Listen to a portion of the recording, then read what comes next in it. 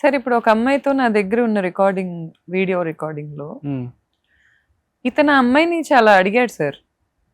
ఇప్పుడు ఆ అమ్మాయి కూడా ఏం తక్కువది కాదు, అతనితో లీనియన్స్ ఇచ్చింది, మాట్లాడుతుంది, దగ్గరికి రానిస్తుంది, నేను ఒకసారి హగ్ చేసుకోవచ్చా, ఒక్కసారి నేను పట్టుకోవచ్చా అని చాలా అడిగాడు అతను ఆ అమ్మాయిని.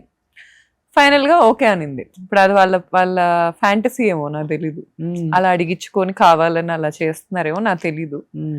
కానీ అలా అయితే మరి ఇతనైతే చాలా బతిలాడాడు, నన్ను ఏ రోజు అలా బతిలాడలేదు. ఆ అమ్మాయి లవ్ లో ఉన్నప్పుడు కూడా ఫస్ట్ 6 నెలలు అసలు నేను క్లౌడ్స్ లో ఉన్నాను sir. Cloud 9 cloud 9 okay. Cloud 9 కి మించి ఏముంటుంది క్లౌడ్ 9 లో?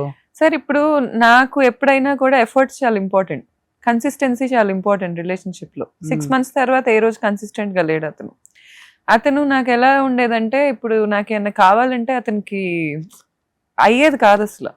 ఇప్పుడు నాకు ఆకలి వేస్తుందంటే ఇమీడియట్ గా తీసుకొచ్చేసేవాడు. ఓకే.